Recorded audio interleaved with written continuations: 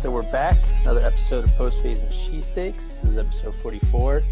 Got myself, Dakota, Tim, the usual suspects, and we got a guest today. We got my buddy Raul coming live from the 6. How we doing?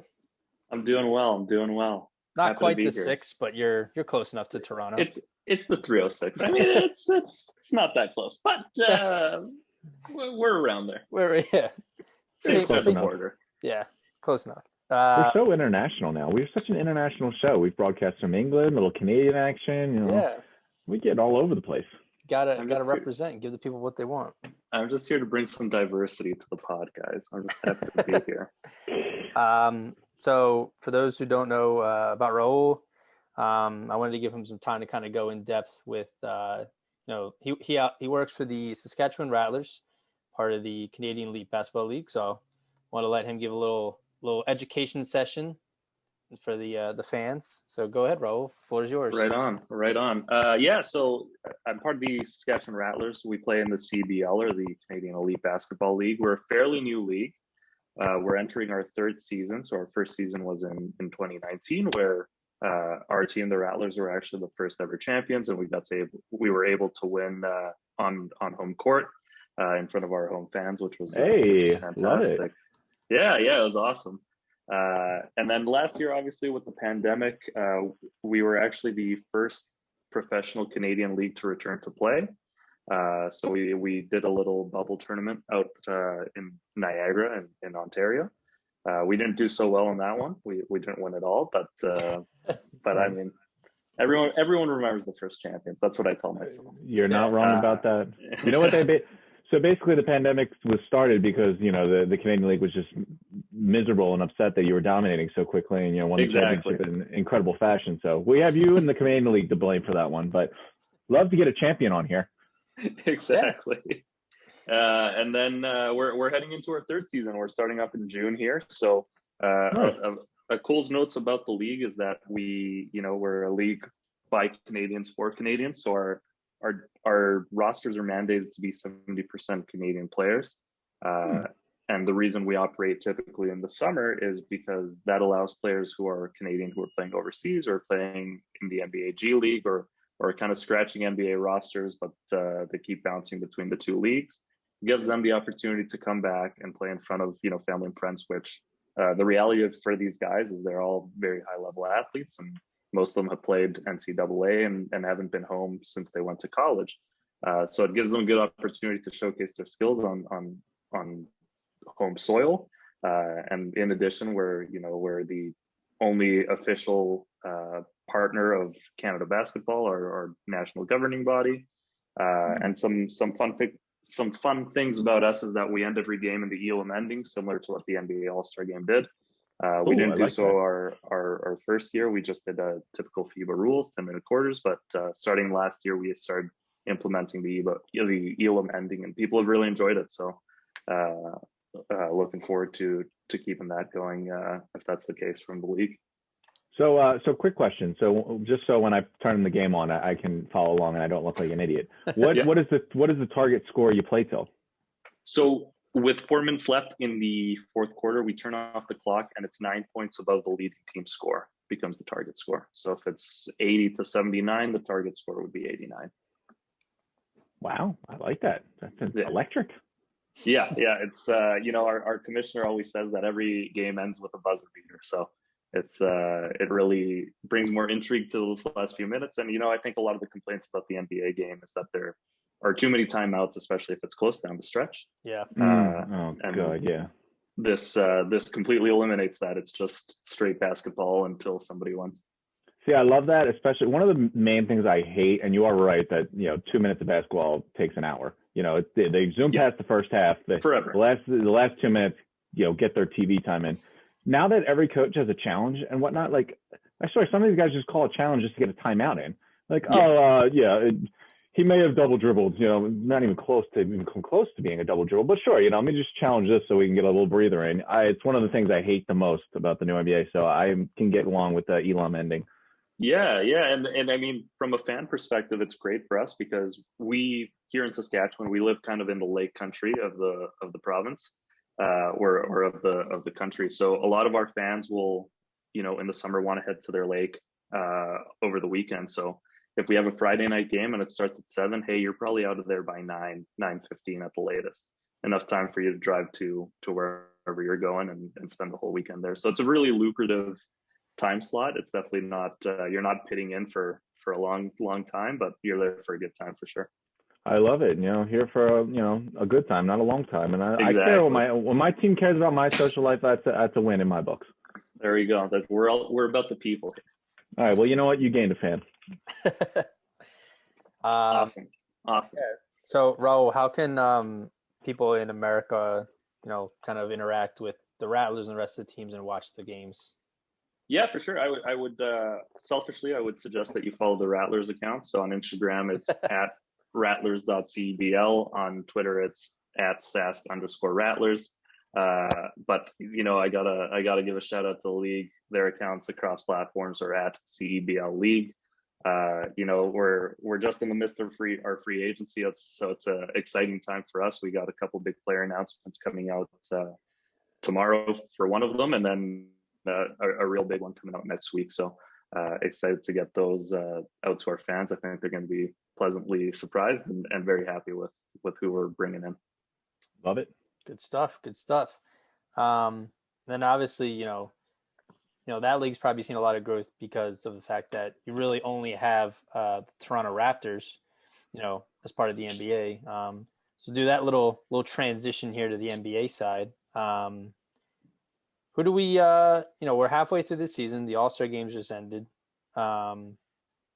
We've kind of had some discussions about it, but I think overall most people are under the consensus that the MVP so far has been Philly's own Joel Embiid. So anyone have any thoughts on that? I mean, I'm just gonna nod. Yeah. I'll just nod. Yeah. Joel MVP Embiid. Is it a coincidence his last name rhymes with MVP? I don't think so. I think his life has been leading to this moment. Born an MVP. Listen, second leader in scoring in the second highest scorer in the league on the best team in the East. LeBron's not looked like the Superman he's been his whole entire career without AD. I think it's kind of hurt his MVP chance having AD out there. And listen, until the Nuggets are a top 2 team in their own conference, I'll believe Jokic is an MVP. But I think this is a runaway. Giannis won back-to-back MVPs, being the best team in the East. I can't see why Embiid doesn't deserve it. Exactly. Yeah, I mean, for a while Jokic was, I think, in that. But then Embiid's been just, I feel like, a lot more consistent.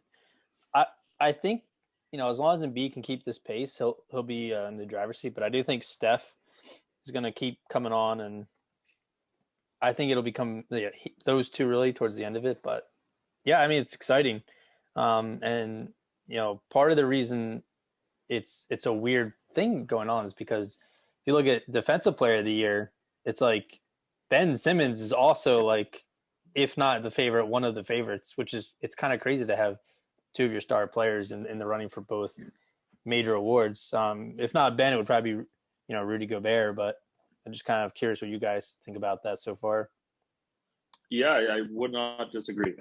I'm being a very boring guest, just agreeing with what you're saying, but yeah, you nailed it. I wouldn't put anyone else in that spot over Ben. Don't worry about being boring. I carry Dakota through every episode. And what are we on, Dakota? If you even know what episode we're on, it's been like 49 episodes. I'd even have to double check. You could imagine how sore my back is carrying him for 44 episodes. Okay. Yeah, you know what? The one thing I obviously I'll say right now, I'm a complete homer, and I watch Ben Simmons and Embiid more than anyone else. But when I watch Simmons, the versatility of his defense, he guards, he guards big guys, he guards wings. It doesn't really matter. I know Gobert's still a favorite, but listen, we had Gobert. I believe he went back-to-back Defensive Player of the Years. Giannis went back-to-back. Let's spice it up. Let's give it to the new guys. Let's get some brotherly love. You're talking about the best team in the East. Why can't the Defensive Player and the MVP be on that team? So I like Ben. His versatility is always going to be what I think puts him over other defenders. Like, you look at Gobert, he's just, he's the best rim blocker we've seen in a while. But is he going to go out in the wing? Is he going to guard CJ McCollum? Is he going to guard Steph Curry? Is he going to get LeBron, Kawhi Leonard? No, he's not going to do any of that. He can, block your shot when he's 7 inches taller than you. But Ben Simmons gives you the diversity. I think that's what earns him the award. Yeah. How do we feel about Coach of the Year? Got Quinn Snyder of the Jazz or Monty Williams of the Suns? I like the Jazz. I like the way they play. They're exciting to watch. They're free flowing. They're fast. They're fun. So I'd have to go over to them. Yeah, I mean, the Jazz I'll give the Suns all the credit in the world. They made a huge jump. I think they're like the 4th or 5th seed in the West right now. But what you talk about the Jazz did, they went from a middle divisional team or middle of conference team to an elite team. They're the best team in the NBA. They're top 5 in offense and defense. When you're top 5 in offense and defense, there's no way you can ignore that head coach's effort. They jack up more threes than anyone else. They're making more threes than anyone else. They play great defense. But this team is just so well-rounded, really good. I have to give him a lot of credit. Quinn Snyder's been there. He's, developed a couple of these guys, and it's really impressive. Some of the guys they have out there, you look at the team, and I don't really see them as being the best team in the NBA, but he's got them going. I love the scheme they play. So Quinn's my guy. When you take a team that's middling to elite, that's the big jump. You can do the Suns jump where you're a borderline playoff team and then get into those middle, playoff spots. When you jump up to the elite category, that's when you catch people's attention. Yeah, I the only thing about, looking at kind of the Monty Williams thing with the Suns is I feel like part of his success is also tied to the players they were. I mean, Chris Paul, like wherever he goes, he just makes all the younger players so much better. I mean, he dragged the Thunder to the playoffs in the bubble, and it's. You are right. No, I think that. I mean, it's completely unfair to take that against Monty Williams, but I am. Chris Paul is literally a coach out there. He's like, how many other teams have the assistant coach playing out there on the court at all times? He did it with the Thunder, and he's doing exactly the same thing with the Suns. Whenever he decides to hang it up, although he's at this great point in his career where he just goes to different teams each other year, it seems like the young teams that just want a little reboost. Mm-hmm. He's like bar nightmare, kitchen nightmare. He just goes into situations that just need a little guidance. They need that little boost. They need some help. And he just goes in and instantly makes them credible and instantly makes them a playoff team and gets them respect. Keep doing this for as long as he can, cash some checks, but he's got a coaching career once he's done. The last 2 years has really impressed me by Chris Paul. 100%. We should reach out to him, tell him to change his Twitter handle to Chris Bar Rescue Paul. Listen, you just bring up when you take the Suns, a laughing stock of a franchise that they've been for the last couple of years, how many coaches they've fired. Suddenly they bring Chris Paul in, and now they're coaches in the Coach of the Year discussion. All the credit to him. It's really impressive seeing him out there and just willing making the young guys better. Yeah. Rookie of the Year, I feel like is pretty, across the board. Everyone feels the same way. LaMelo Ball. Yeah. I'm pleasantly surprised. I feel like Lonzo was a bit of a disappointment, and the Ball family is kind of a joke because of their father. But I think LaMelo's played far over expectations. Just an all-around baller, honestly. I mean, he went Melo's a little, past his prime, but he was going toe-to-toe with him and, giving his signature threes and all that. Like, I like the kid.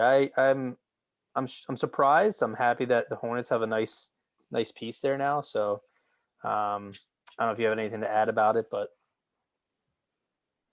yeah, I mean, he's performed, I think, better than anyone expected. I think the only thing I would add is, will his route become more of a pattern with these young prospects, with these young stars of, playing a professional year, whether that be in the G League now that's a possibility or going to the NBL. I mean, the reality of the situation is the NBL in Australia is a strong, strong league. So for him to go over there and get a year of development when he was 18, 19, yeah, and then come into the NBA, I mean, it's no wonder that he's, I think, exceeding expectations. It's because he's been playing at a very close level to that for a year now.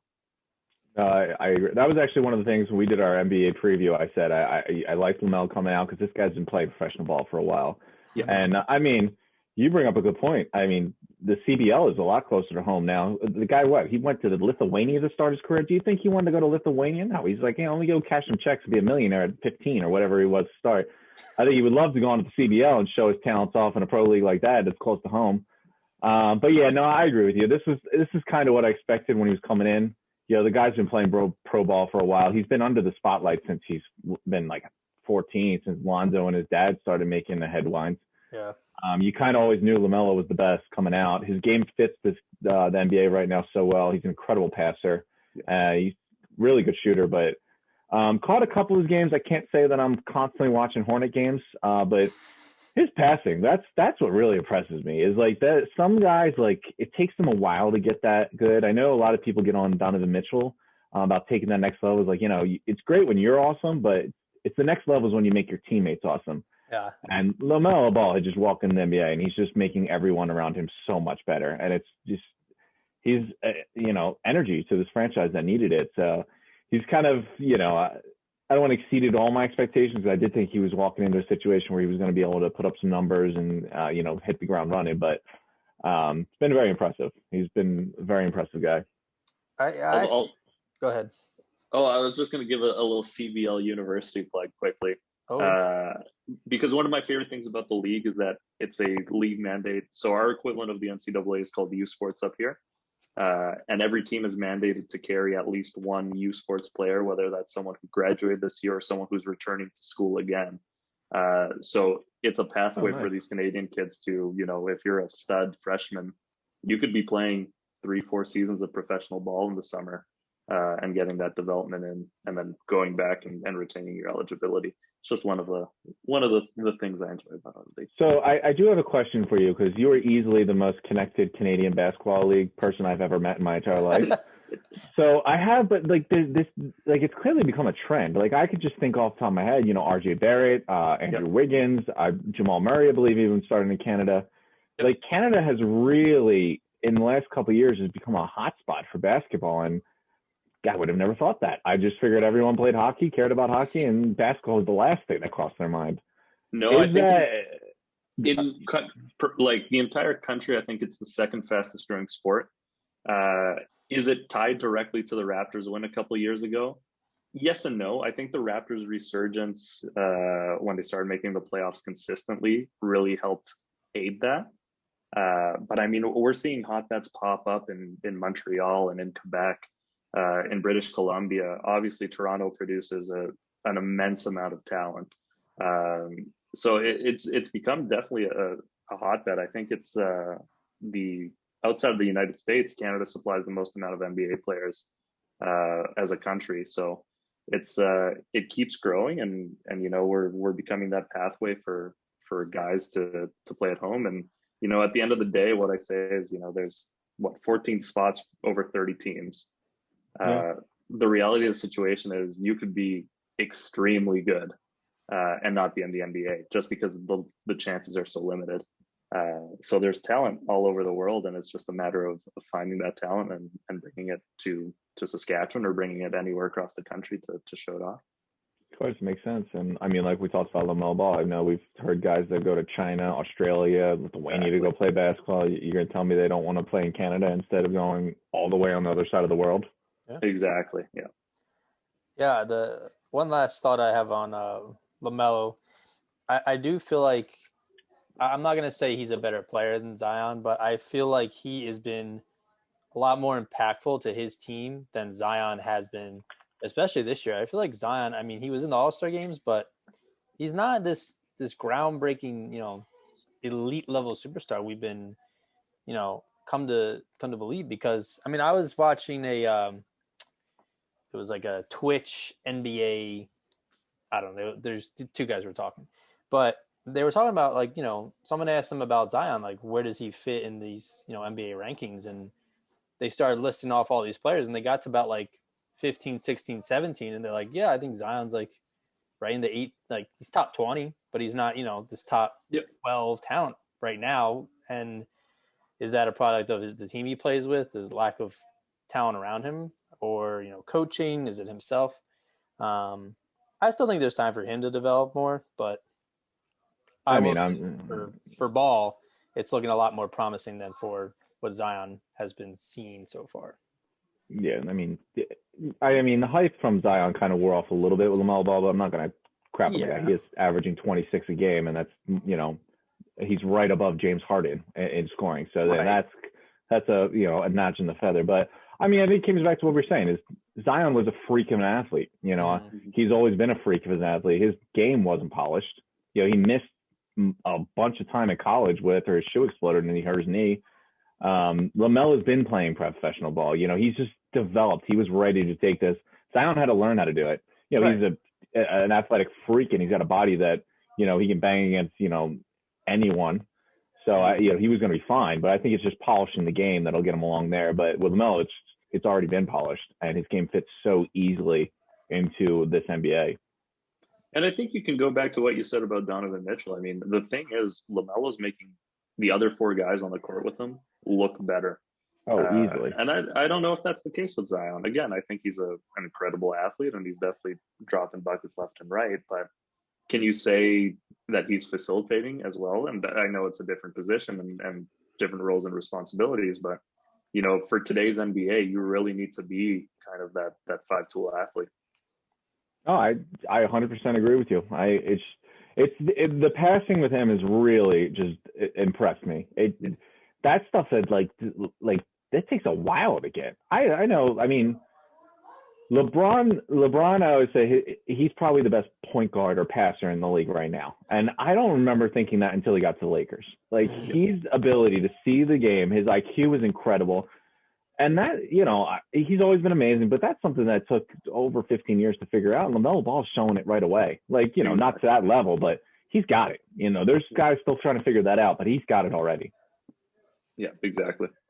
You know, for Zion, it'll just come. He's got to get his game. But, you know, he's so athletic and so freakish that he'll be dominant whenever. But it's getting that next level. Yeah, I definitely think the experience and progression is definitely a factor in all that. And then the last two awards would be sixth man and most improved. I think sixth man's pretty obvious. Jordan Clarkson out with the Jazz has been pretty runaway with this sixth man award. And then Julius Randle of the Knicks, I would say, for most improved too.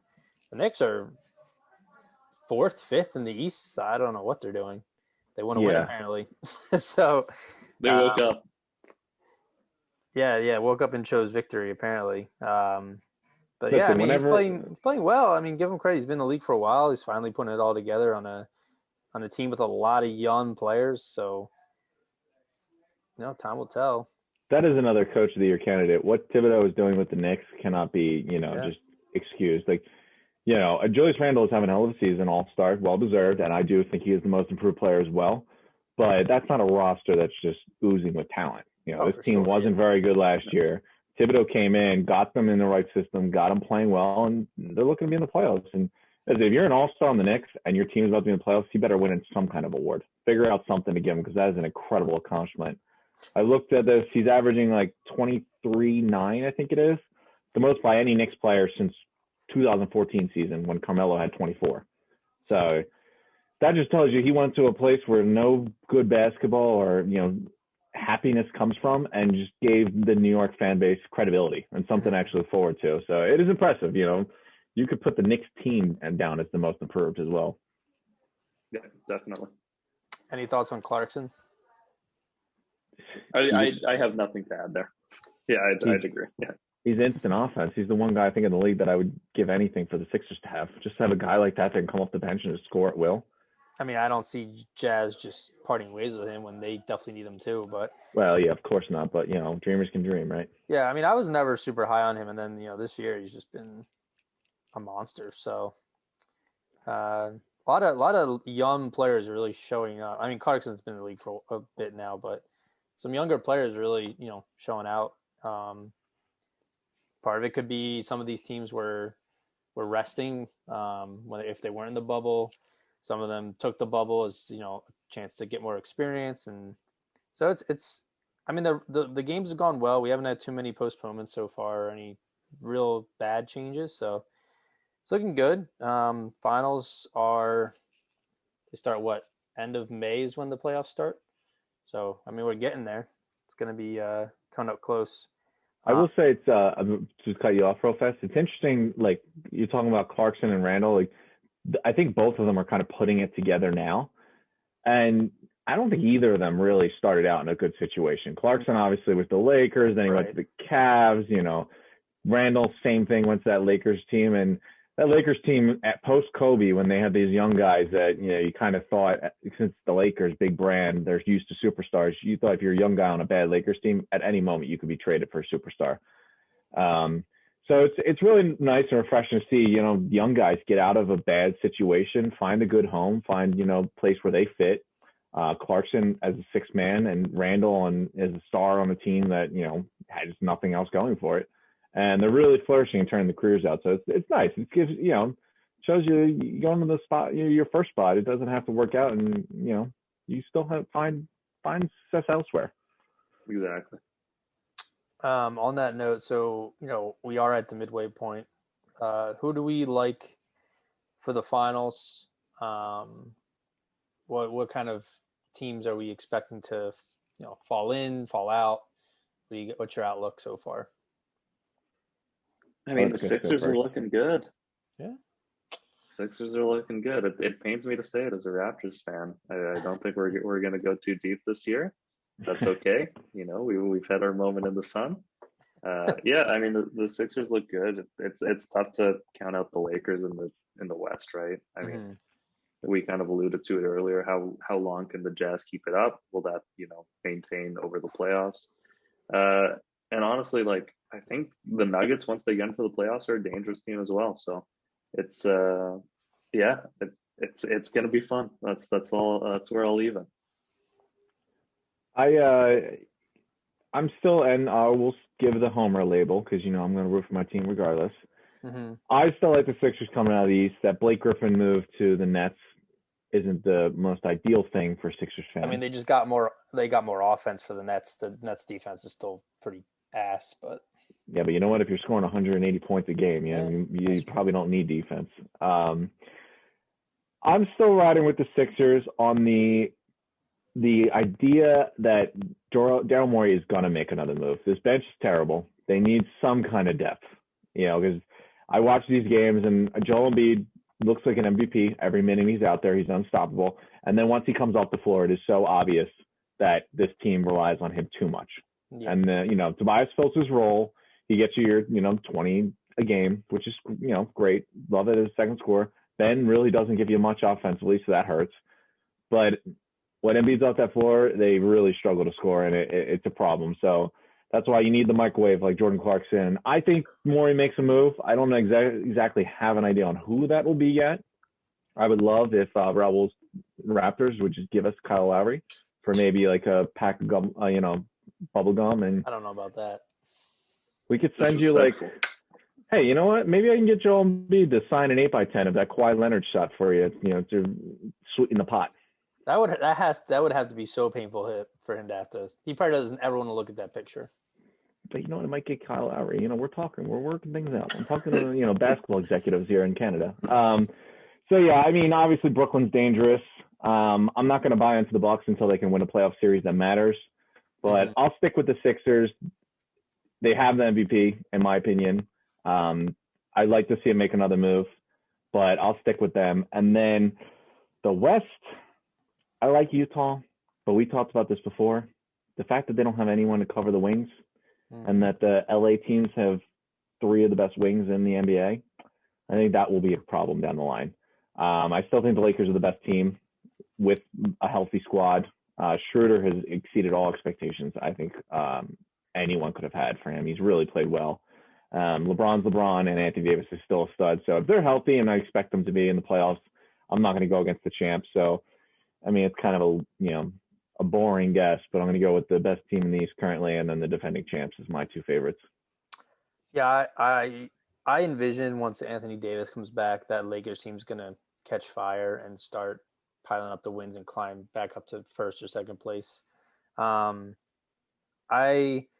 love the Sixers. I think they're, going to be in it close to the end. I think this is the year they'll finally get over the hump and get into the Eastern Conference Finals. But the Nets scare me. They really.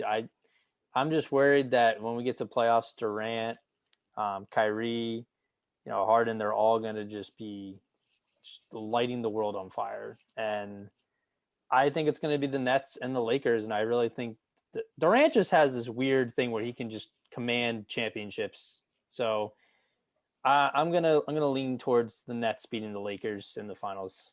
Well, hold on, wait a minute. You're saying Kevin Durant commands championships? Did you forget that we have Mr. Potential Dynasty himself? Talk about championships. Danny Green's won the last 2. Where he goes, rings follow.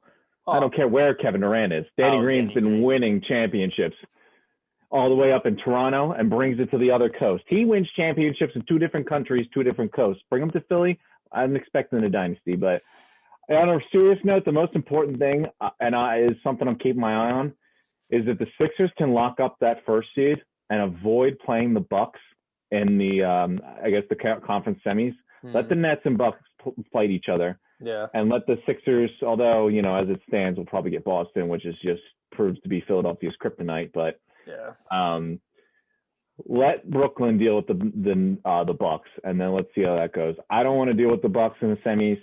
I'd rather see the Nets do it. I'd rather just let them figure out how to stop Giannis without, them, no one on that team being capable of playing defense. But that'll be the big topic. And they are up a half game right now, but they got to get that first seed if you're the Sixers. That's going to be really important because the Bucks in the semis is not something the Nets or the Sixers want. Fair. I don't really have anything else to add to that. Did either of you watch the All-Star games this weekend? I watched the skills comp in the first half, and then tapped out. The Tim Hortons Briar is on, which is a national curling competition. So that took my attention. I can't blame you. Tim, did you watch any of it? I mean, the Olympics are coming up, so the curlings must be getting legit. Exactly. It's electric. Yeah. I mean, I've been scrubbing a lot of floors recently, so I don't want to say that I, have potential in the curling game, but I'm saying there's worse out there. But, I got to stay loyal to the home country. So maybe I'll catch a Canadian team in the Olympics this year. You know what? I didn't. To be honest, I forgot it was even on. I caught the last 3 minutes. I saw Steph Curry miss the game winner, and then Damian Lillard, go and drain it from half court. Mm-hmm. So that was kind of fun. The All-Star game's never really been something I really cared too much about. When every player is talking about how stupid it is to have an All-Star game, and then both Sixers All-Stars were ruled out 30 minutes before the game. That kind of killed all excitement for me. Mm-hmm. But, it's on the up and up. We talked about the alum ending. I thought last year's All-Star game was probably the best All-Star game I can remember personally. Yeah. That last sequence where they were actually trying and wanted to win was pretty exciting. That's what you dream of in an All-Star game. But, I've never been a huge All-Star guy. I like the skills comp, though. Yeah, I don't know. It's a very hit and miss for me. The game itself was... I wasn't paying attention at first. I had it on in the background, and the first quarter ended, and then the second quarter started, and the score was back to 0-0. And I was like, did I miss something? Why is it score reset? And I was like, oh, they add up the totals, as they go. But Team LeBron basically was just dominating most of the game. So LeBron's already, patting his GM and coaching, resume. Hey, All-Star teams every year. An incredible GM. The one thing about the All-Star game I didn't understand is that Kevin Durant was a team captain, and he was ran the team, picked the team, mm-hmm. But everyone knew he wasn't going to play.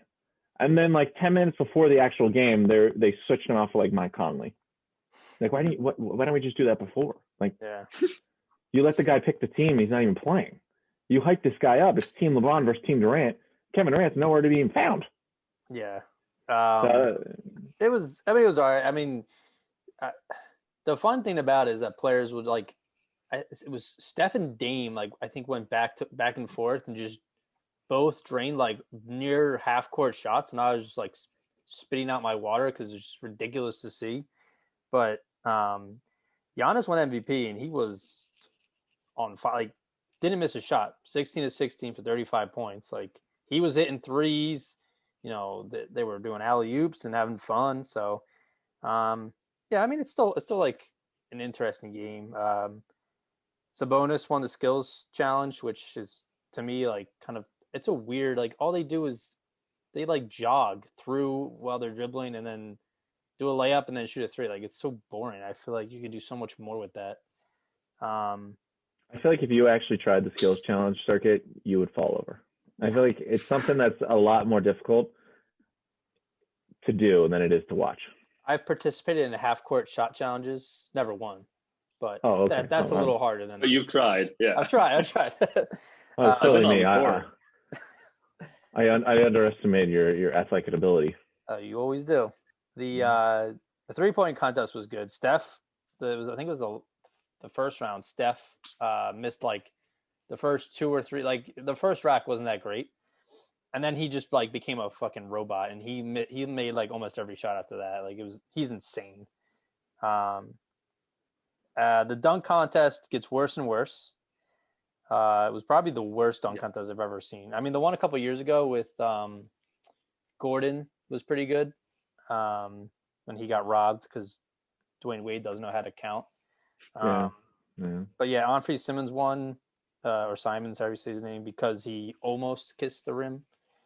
Like he went up for the dunk and then like tried to smooch it, but didn't actually because doesn't obviously want to get a bit lip or whatever. But that sounds like something like in middle school you hype up. Like I almost kissed her. Oh, bro, you're awesome, man. Like you're the coolest thing I've ever seen. He got real close and then like faded away with his face. Yeah, I was like almost there. She turned her head and pushed me away, but I was almost there. Yeah, they were. It was a lot left to be desired. So that was super a letdown. But it got me to thinking. I don't know if you guys had any favorite All-Star memories of the past, but it reminded me of the year 2006 when Andre Iguodala got robbed of the championship by Nate Robinson. Oh yeah, I do remember that. That was good. And the funny thing is, like, to my knowledge, nobody's ever tried to reenact this dunk that he did I think it was the second round, where he had AI throw it off the back of the backboard. So he's not even on the court, he's behind. Mm-hmm. AI came from behind, went across the other side as he's in the air, catching it, flipping it backwards while also not getting a concussion and smacking his face. I'm like, even Steve Kerr said it was like the best dunk contest dunk he's ever seen. And that couldn't get him the dub, but it's tough. That was, listen, Ray Robbins is what, 5'8"? You were already at a disadvantage. The fact that he dunked the ball, I think, had everyone giving him 50s. Exactly. Yeah, but that was that I really miss, because that's my thing. Is like I feel like why are the NHL, MLB, NBA All-Star games in the middle of the season? It doesn't make sense. For one, you made an All-Star based on how well you played for half of a year or half a season. And two, it's in the middle of the season. Like if someone they don't want to play because they don't want to get hurt. I guarantee if it was like the NFL does, like a week before the championship, I feel like a lot more like, good players would participate in these skills challenges and the dunk contest and might actually care a little more. But I don't know whoever decided that every sport was going to do middle of the season All-Star games. I don't know why that's a smart idea, but All-Star break, I mean, I get the break part, but it's like it's like reading week for athletes. Yeah. I don't understand it, but everyone gets a break except the superstars. Exactly. So I think that's a pretty good wrap up of a little NBA talk, and then real quick, just get into our NFL news because we are a predominantly NFL podcast for better or worse. So we had the franchise tag due date, I guess you would have called it, is today. Technically 10 players were tagged because Dak Prescott was tagged by the Cowboys, even though they have a agreement in principle. So that was more so their, in case the contract falls through, they have that to rely on. But the surprise for me was the Bears tagged down Robinson. That wide receiver wants to get out of there. He doesn't want to play in Chicago. They don't have a quarterback. So I don't know if it's the Bears, like you said, Tim, when we were texting, their way of trying to recruit Russell Wilson to get traded over here or a different quarterback to come in. But I can't imagine he's too happy getting tagged twice. And then Broncos safety Justin Simmons, Panthers offensive tackle Taylor Moton, Buccaneers receiver Chris Godwin was also tagged. That's not surprising. Saints safety Marcus Williams, the Jaguars offensive tackle Cam Robinson, Washington's guard Brendan Sheriff, the Jets safety Marcus May, he's a good young player, and then the Giants D tackle Leonard Williams. So not too many surprises, but Tim, just want to get your quick thoughts on anyone surprised that they didn't get tagged or surprised that they did get tagged. I mean, on the point of Allen Robinson, probably the biggest offseason news I think in Chicago Bears history is Russell Wilson has put them on the trade list. So I think that they're probably celebrating like they won a Super Bowl, the fact that Russell Wilson actually would consider going there. So, franchise tagging a wide receiver that has no interest in being in the team, they had plenty of reason doing it because Russell Wilson put him on the trade list. I'm sure that Ryan Pace is offering, Mike Ditka every first-round pick they've ever had, and like a lifetime supply of deep dish pizzas to get him Russell Wilson. Hey, listen, the Cowboys gave Dak a ton of money. Now it's down to 3. There's only 3 teams left on that list that could trade for Russell. But no, I mean, nothing too surprising. The Redskins I thought was interesting because they tagged Sheriff again. So they continue to be a mockery of a franchise by franchise tagging a guy twice, 2 different times. And to my knowledge, that is the only team to have ever done it. So, they just continue to do things that don't make sense. Brandon Sheriff, I think, is making a ridiculous – I don't remember the number off the top of my head, but he's going to make a ridiculous amount of money as an offensive guard being franchise tagged the second time. But again, I don't know many linemen that have been tagged twice. I mean, plenty of players are getting tagged twice, but linemen, I don't really recall too many. Yeah, for an offensive guard, to use back-to-back franchise tag on, that's only something that a team without a name, first off, and Daniel Snyder calling the shots could possibly pull off. So it's just, he's going to make, on the second tag, he's going to make $18 million. You're paying your guard $18 million, so you just clearly are not a well-run franchise. If I remember correctly, last year or the year before, someone, maybe the Vikings, franchise tagged like their kicker or punter, and I was like just blown away. Like you couldn't get a deal done with that guy, and you had to franchise tag him so he wouldn't go away. You wouldn't escape. Questionable decisions. The one that surprised me I didn't get it was Kenny Golladay with the Lions. Yeah. You think like you had Jared Goff, like you're stuck with him regardless if you really wanted him or not because you took him in the trade. Like, why don't you like try to act like you're going to even think about being competitive? Like, who's he going to throw to now? A trash can and like, a wet sack of potatoes? There's not much on that roster that can, catch a ball. So very surprising that one of the best players they've drafted and developed in the last 5 years, they're just going to let walk out the door without even franchise tagging him. Yeah, that's the end of his rookie deal. And then Hassan Reddick too. Temple alum, go Owls. Mm-hmm. He Arizona didn't tag him, so. Well, you gave $31 million to J.J. Watt. I think that was the writing was on the wall on that one. That'll do it. So I mean, Raul, as our resident Canadian, do you have any? What do you see? From the NFL over in that side of the country. Who is Canada's team, by the way? Like, is it Buffalo, or you get down to Seattle, depending where you're at? Because there isn't really a Canadian team. Go Birds. Yeah, like Minnesota, because Minnesota's close. For me, I've been converted to a Birds fan, so I'll speak for myself. I say we're few and far between. I think the majority would be, if you're from the Toronto area, you're usually Bills fan.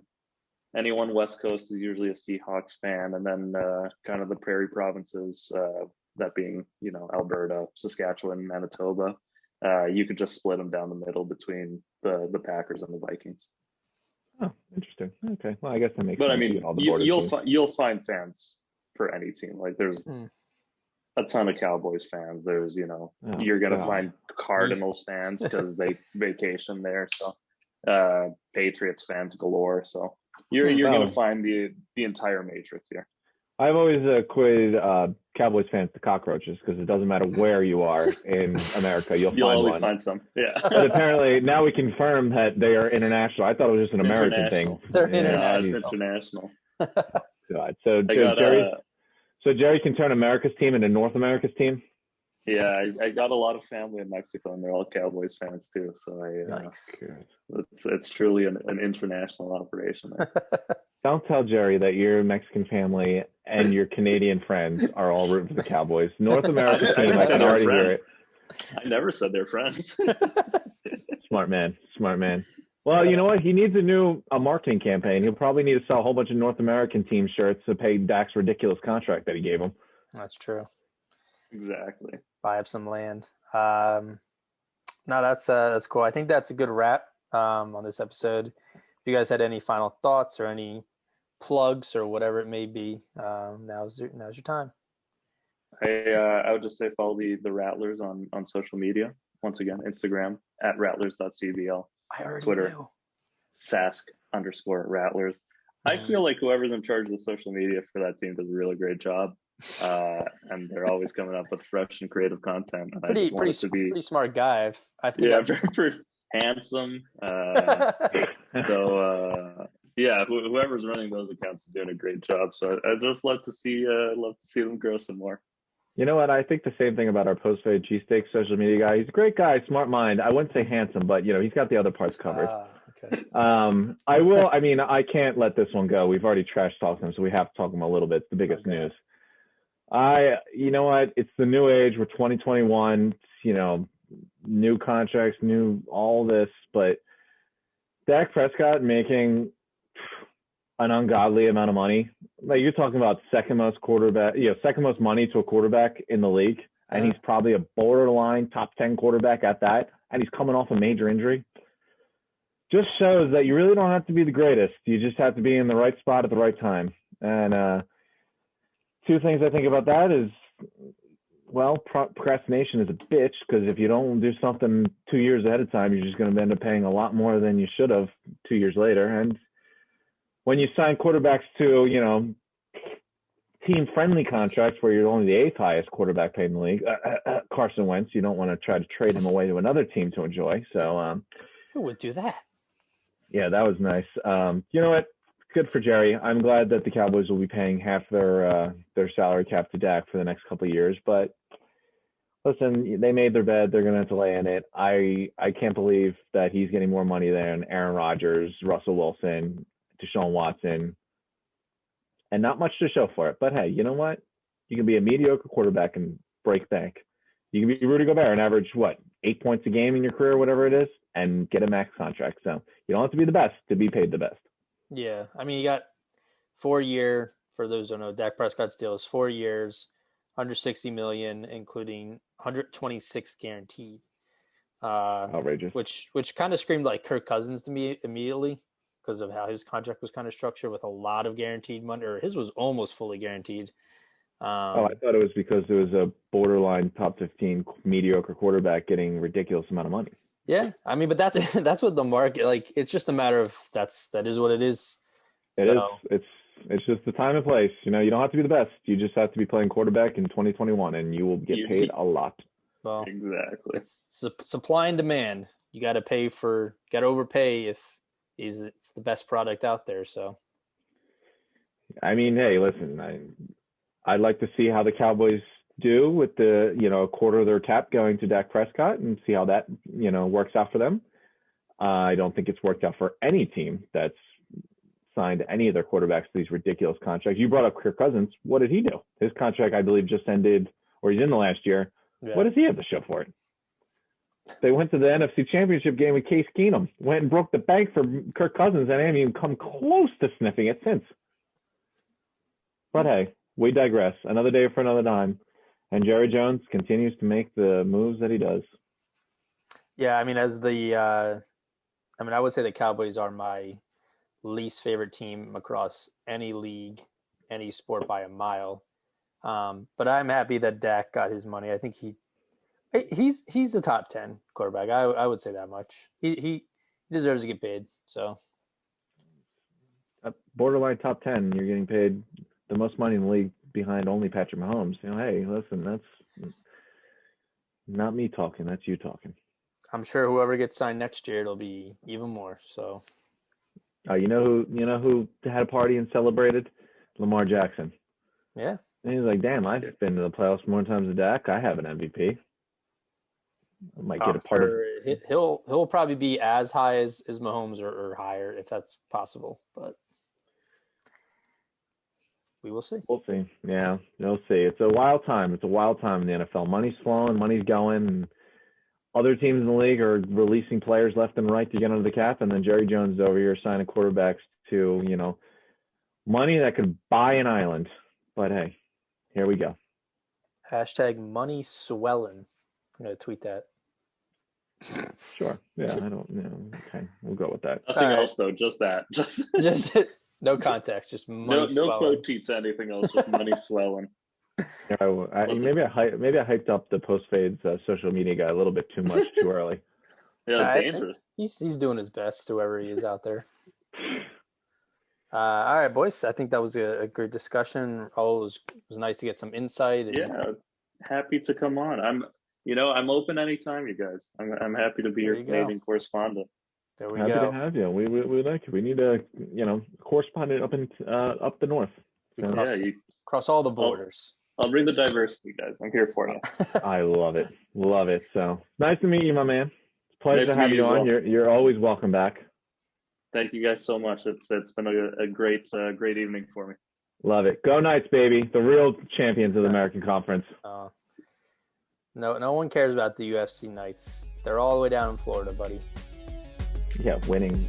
That's what they're doing. Okay. All right. All right, fellas. Later. See ya. Take care, guys.